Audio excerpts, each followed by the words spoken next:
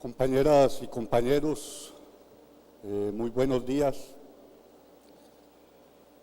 Amigos de la Tierra ha estado presente en los 10 años que lleva el foro.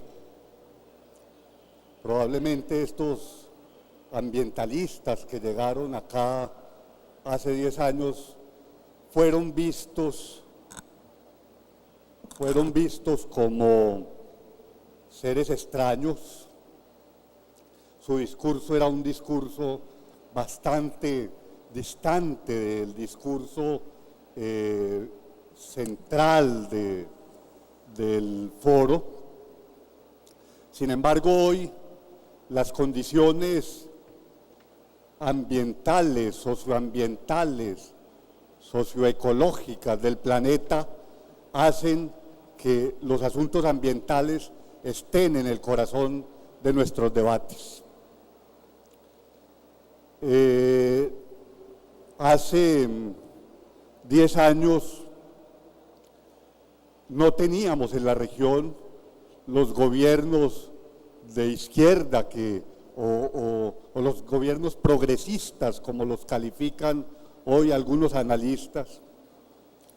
Y hace 7 años oímos acá al presidente Lula en un discurso que llenó el gran escenario de acá, de Porto Alegre, hacer una promesa. Y decía el presidente Lula: no abandonaremos el camino del socialismo.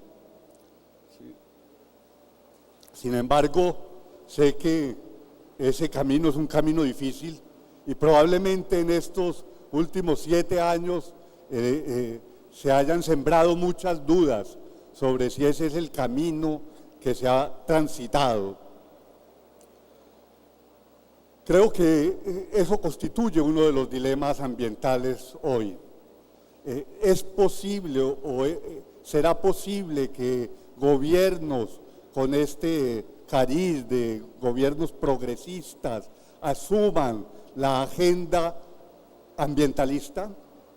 ¿Será posible que ellos se hagan responsables de llevar avante una agenda que nos permita superar esta crisis civilizatoria, salir de esa crisis civilizatoria? Cuando yo me encuentro acá y detrás de nosotros, los que estamos en estas sillas, encontramos todos estos avisitos, ¿sí? Probablemente algunos de los amigos y amigas de la Federación estén diciendo: ¿qué hace Hildebrando en un evento que soporta, por ejemplo, Petrobras, que sé que está en el corazón de muchos de los brasileros, que hay trabajadores que le defienden? ¿Qué hace Hildebrando en un evento apoyado por Petrobras, cuando Petrobras, por ejemplo, en Ecuador ha estado a la ofensiva para asumir la explotación del Parque Natural de Yasuní? O cuando en Colombia Petrobras es una de las empresas más denunciadas por las modalidades de actividad petrolera degradante e impactante sobre comunidades locales. ¿Qué hacemos nosotros acá criticando cuando somos auspiciados por quienes de alguna manera, si no son los causantes directos, por lo menos si están en el núcleo de los procesos que causan muchas de las cosas que criticamos? Ese es el tipo de dilemas que vivimos. Vivimos dilemas, por ejemplo, como que cuán posible será que podamos hacer los cambios sociales que nos resultan hoy necesarios antes de que resulte absolutamente irreversible detener las transformaciones que el sistema climático del planeta está viviendo. ¿Seremos capaces de producir esas transformaciones sociales, económicas, en el tiempo en que esto se requiere? Ya los procesos sociales que se podían dar el lujo de tener transformaciones que duraban un siglo, 2 siglos. Recuerden, por ejemplo, que los primeros enunciados de las luchas de los trabajadores se hicieron a finales del siglo XVIII y solo hasta mediados del siglo XIX, un siglo después, se consiguieron hacer las primeras grandes luchas de los trabajadores.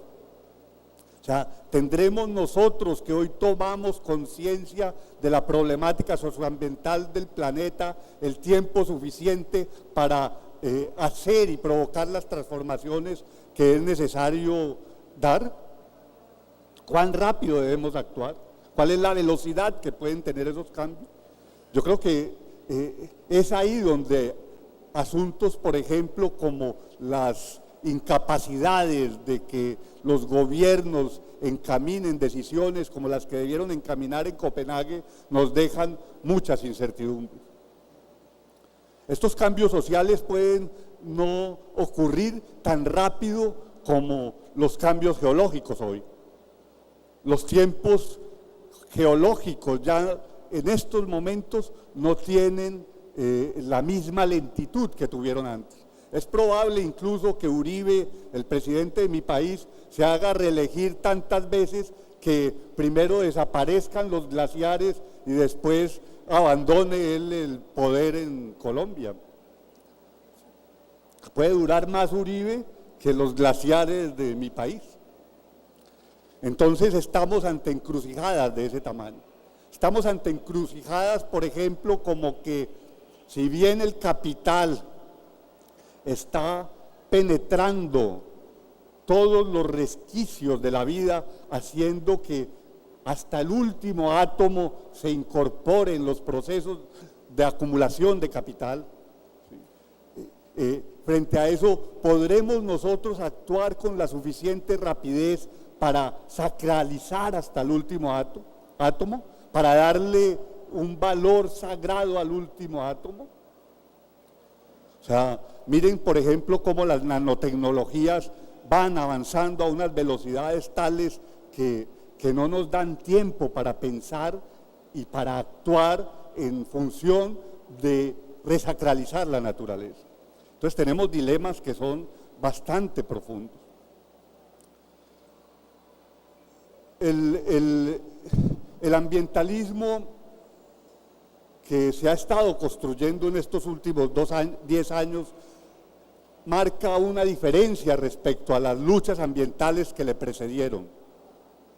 Los primeros años del ambientalismo contemporáneo, que no hace referencia a los naturalistas del siglo XIX o los naturalistas y ecologistas de los primeros años del siglo XX, sino que hace referencia a las preocupaciones sobre los impactos que las actividades humanas traían sobre el hábitat de los seres humanos, tienen origen en los años 60 y se ponen de manifiesto particularmente con una obra muy conocida que es la de Rachel Carson, La primavera silenciosa, donde ella dice que el uso de los agroquímicos se ha expandido a tal punto que todos los seres vivos estamos de alguna manera contaminados por esos agroquímicos.